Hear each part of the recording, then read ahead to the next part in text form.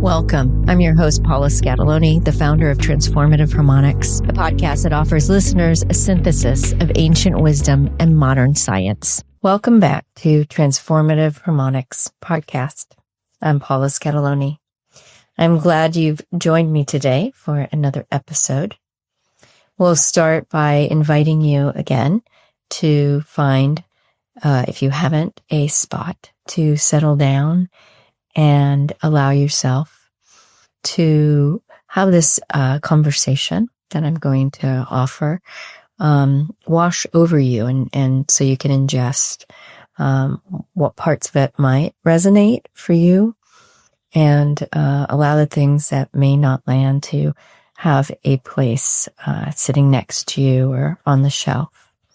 So I'm happy to be here and just want to set that context of receiving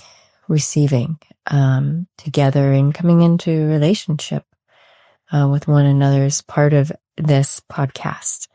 The art of being relational, of cultivating presence and attunement is not something we are taught. It's something that, if we're fortunate and we had people in our lives that were present or knew how to attune, they helped to model and support our nervous system in being able to do that.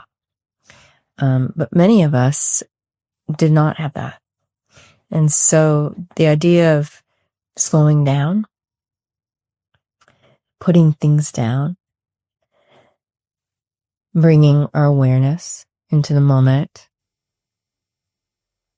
and receiving another person who's speaking rather than being in our heads, just letting something wash over us, come into our space,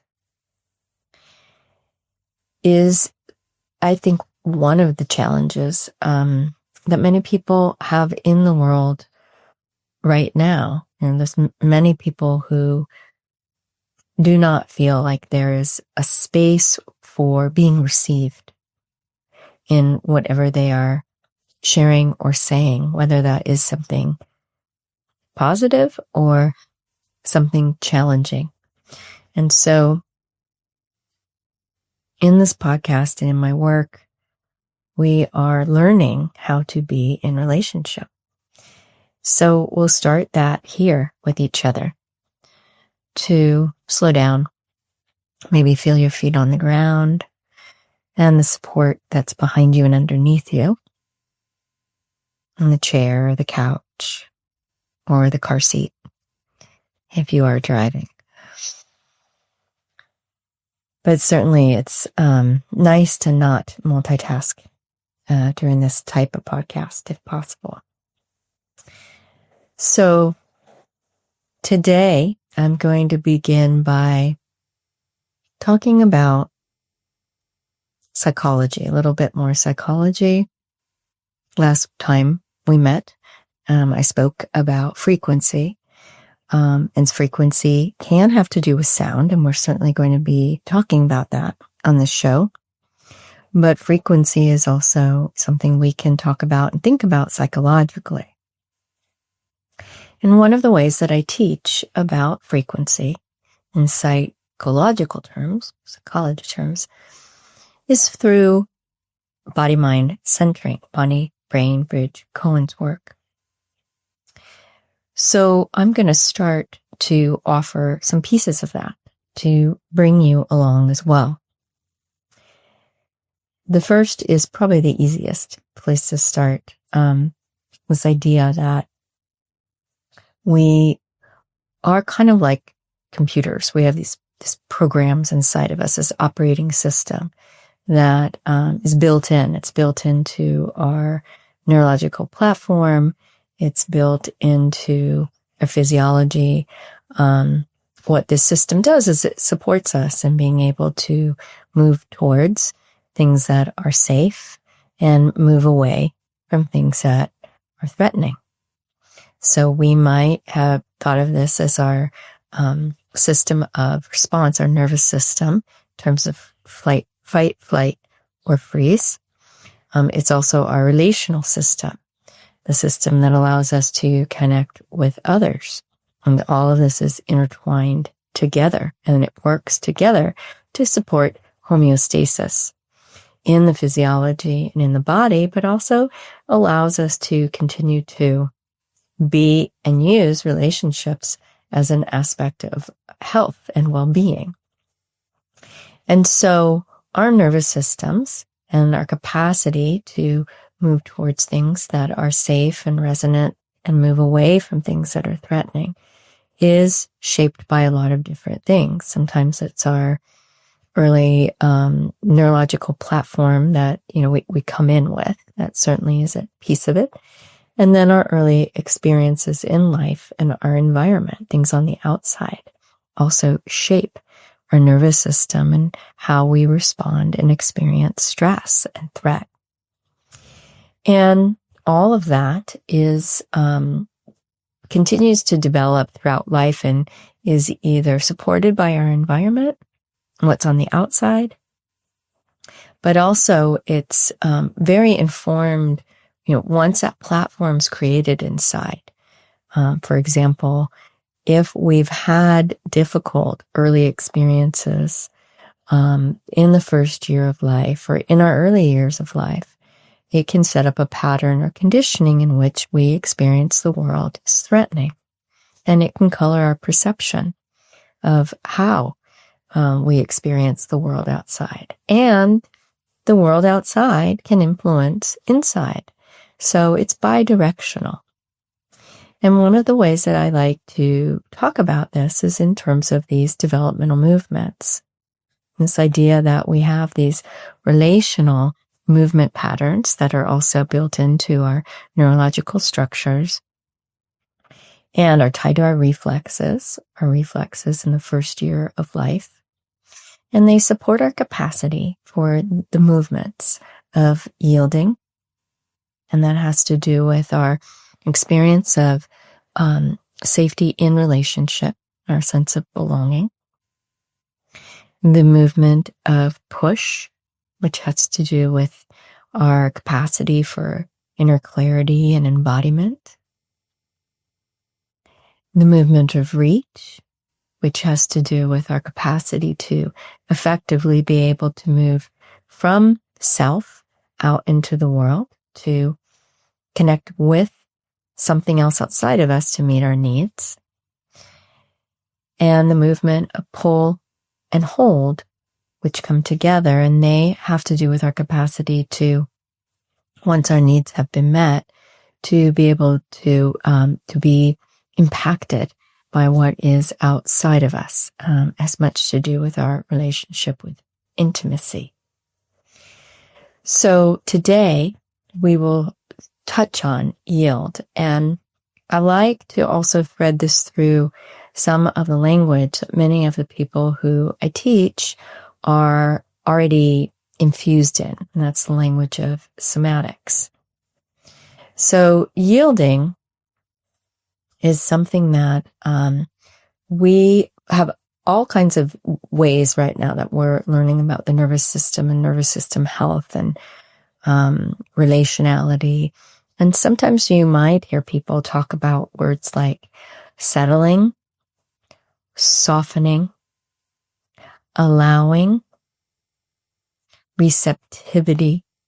Okay, so these all fall into the category of this movement of yield, because yielding was about our ability to receive and be in a space of non-doing and connectivity with ourselves and with something that's not ourselves, all simultaneously at the same time.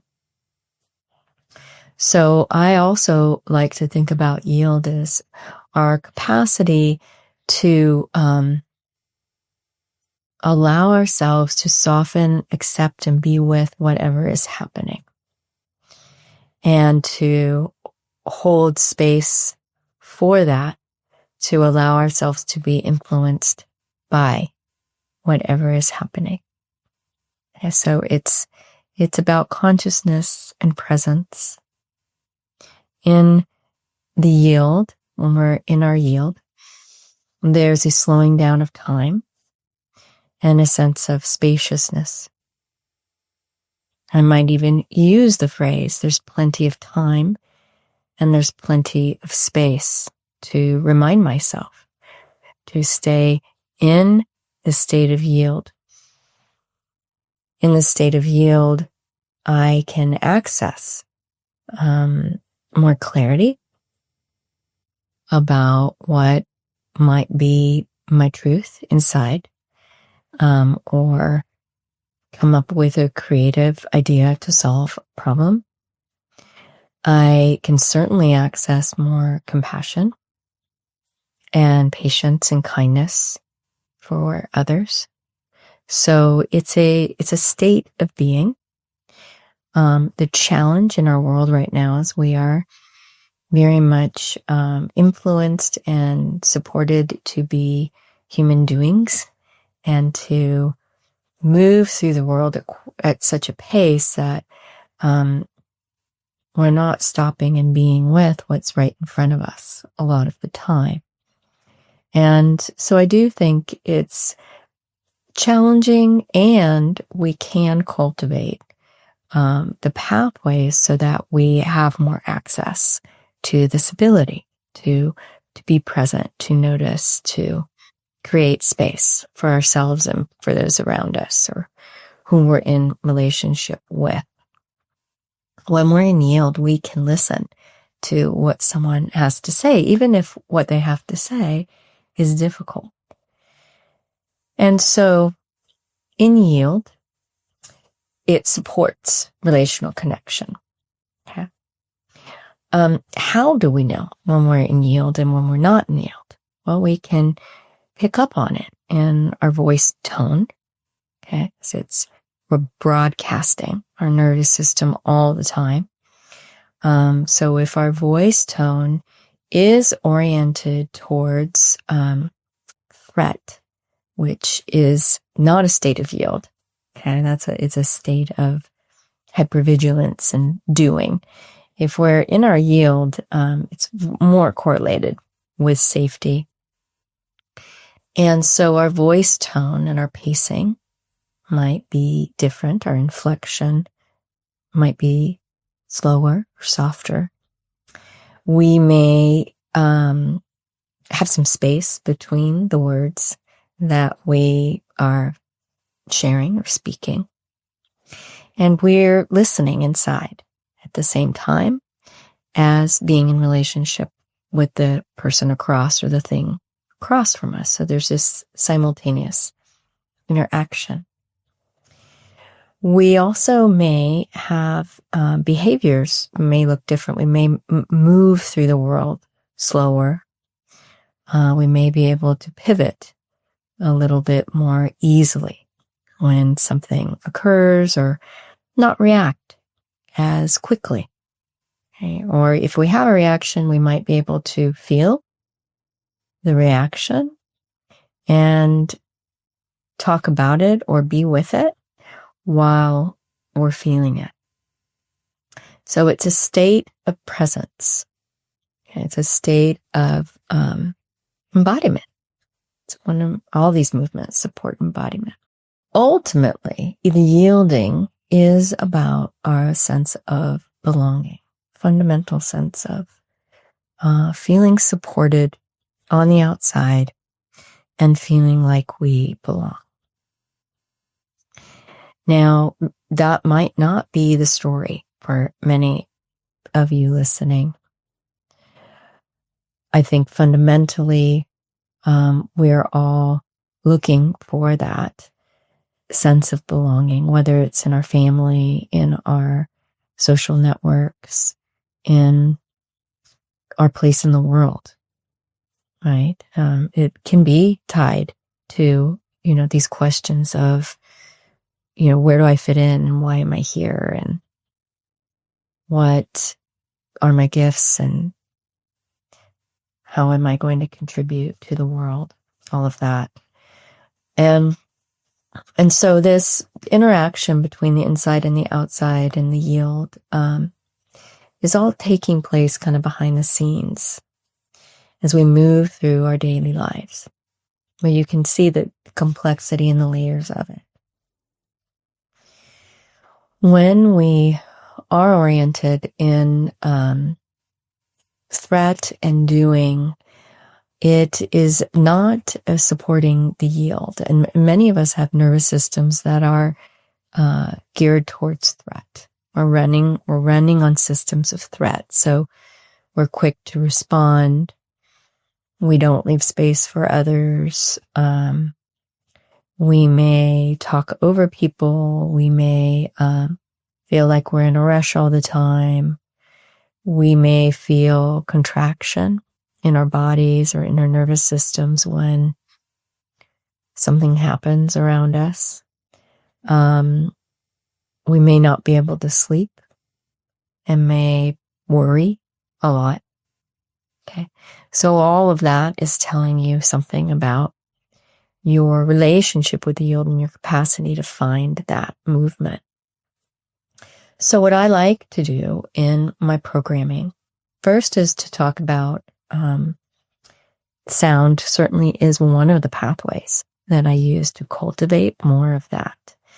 I think of it as we're massaging or lubricating the neural networks that support our capacity to find this movement of yield.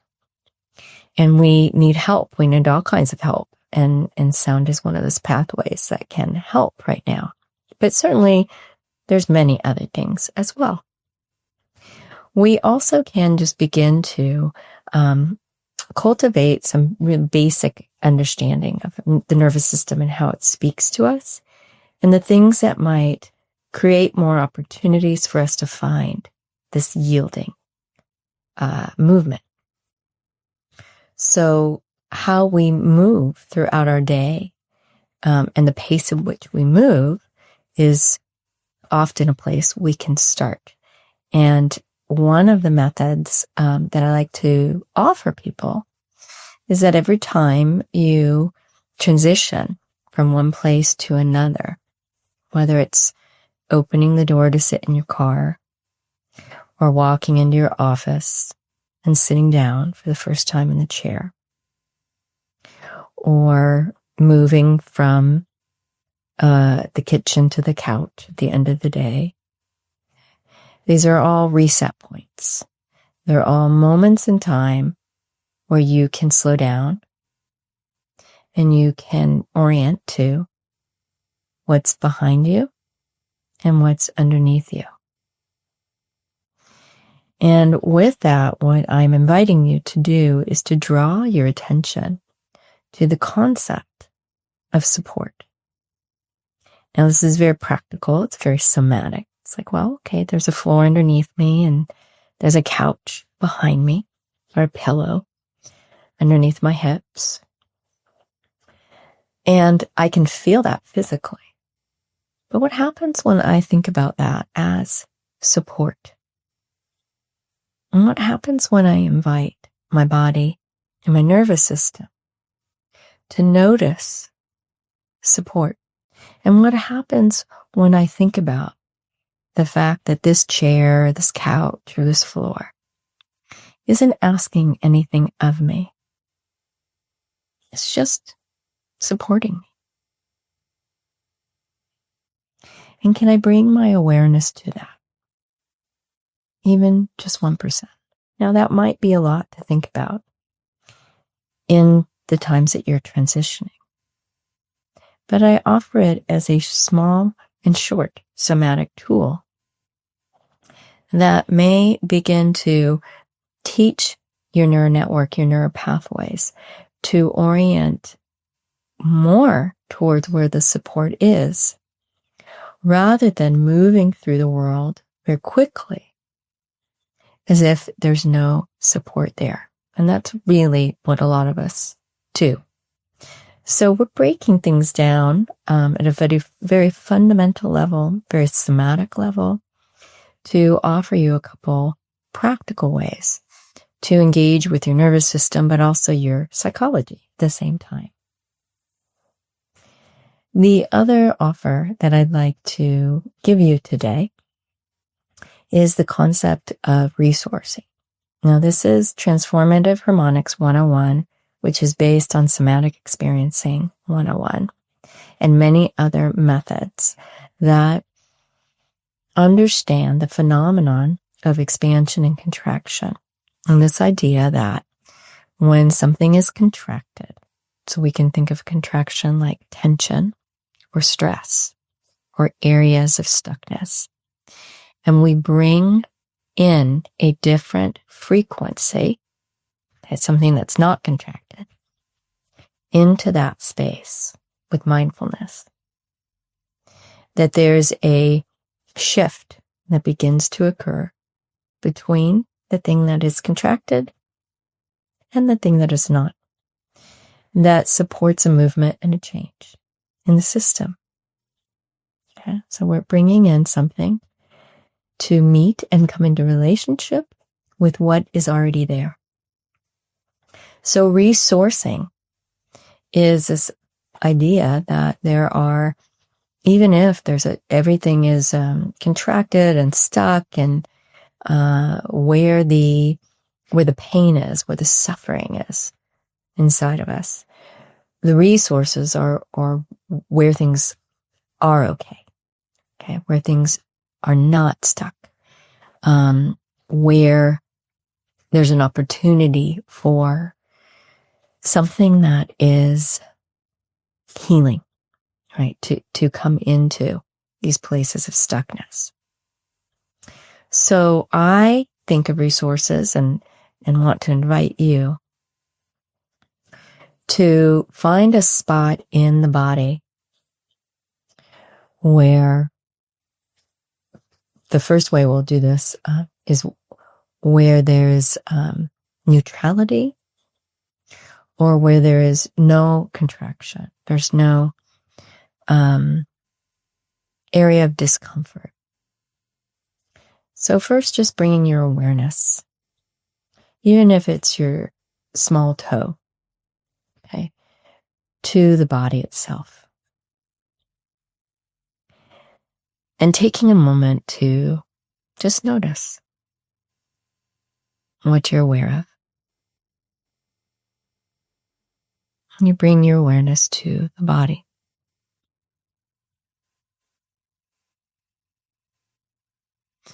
Next, find a spot in the body where you might have some tension or contraction.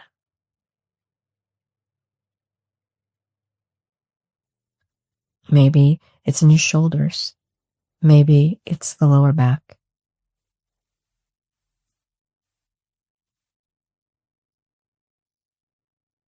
Maybe it's in your knee.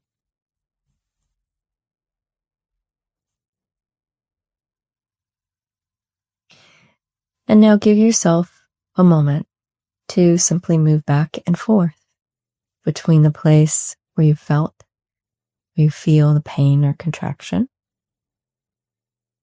and then the area of the body where things feel neutral or not contracted.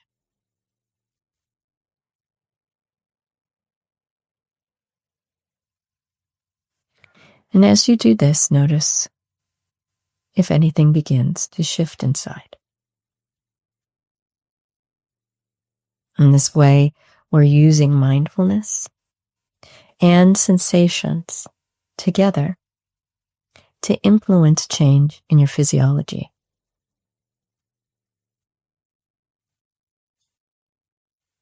Sometimes people might feel some tingling, some heat. They might suddenly take a breath, a natural breath.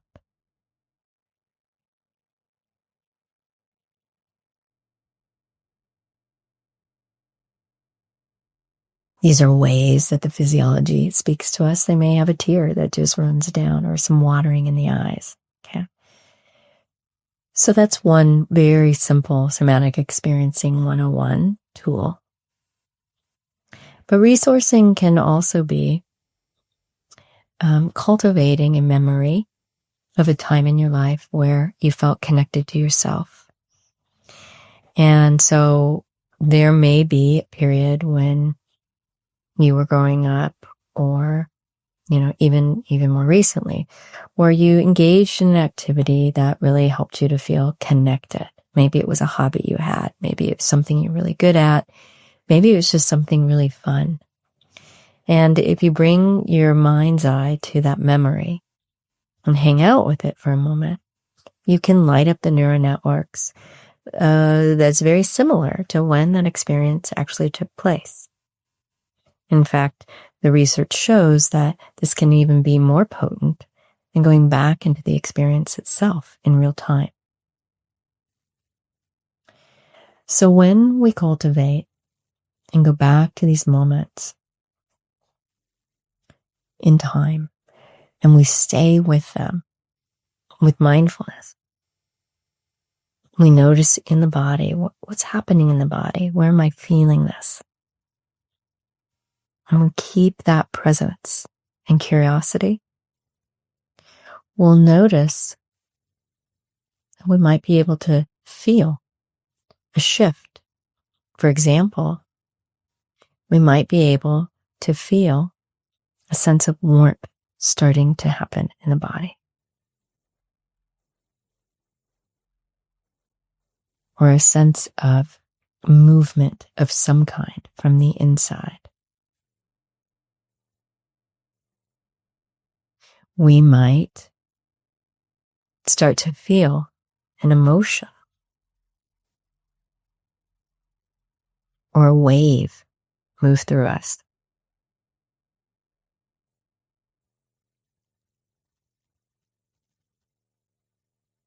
We might feel a release and a dropping down as the shoulders move down just one notch.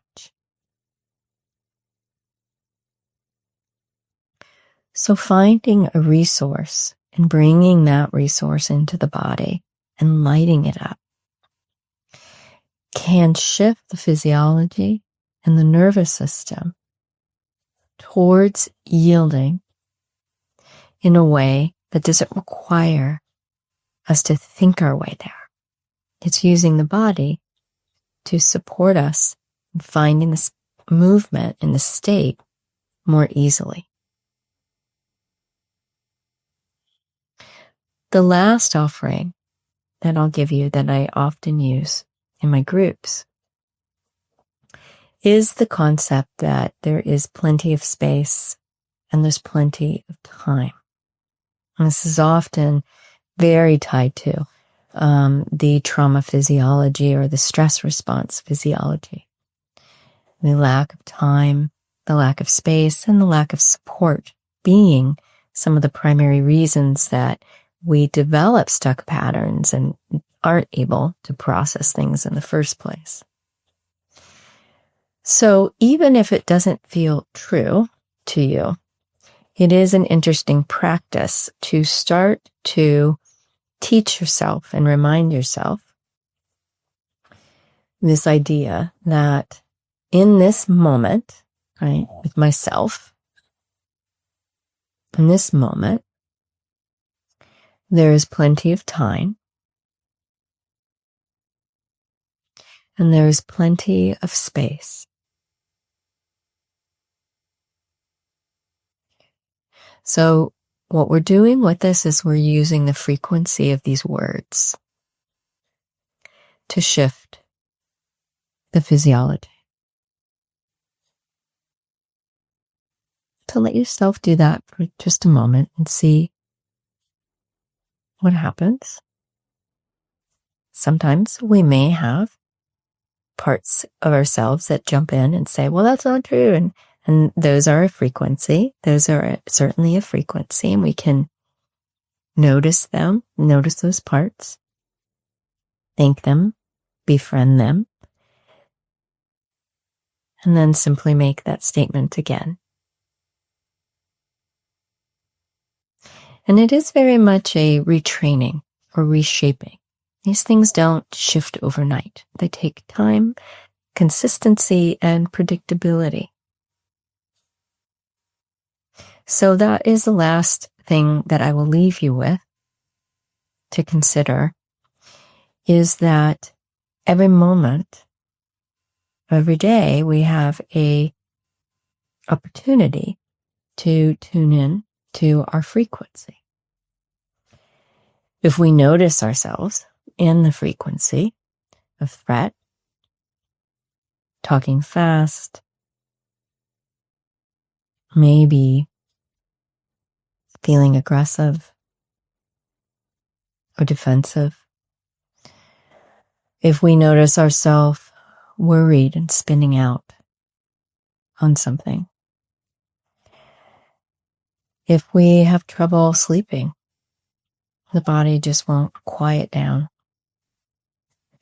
These are all great opportunities to practice and start to pull out these tools that will make up your nervous system diet. It's a diet. We're bringing in frequencies that are going to generate a different type of nervous system response. And for those that listen to me and follow the podcast, you may already have these tools and an idea of how sound and sound's role in this also might help you. If you do not have that yet, and you're learning all this for the first time, I invite you to join one of our programs or watch one of the videos that I have that will continue to teach you about all of the ways that somatic psychology and sound can work together to support you in reshaping your nervous system, thereby affecting your relationships and helping you access these states of creativity, of attuned presence, relational presence, and just more of a sense of yourself, being connected to yourself in a deeper way. So thank you again for spending time with me today. I hope some of these tools are things that you can take with you. I hope that you have some fun starting to pay attention to your nervous system and what you're broadcasting, what frequency you're broadcasting through your voice, your behaviors, the ways that you move through the world, and beginning to think through the lens of sound and frequency.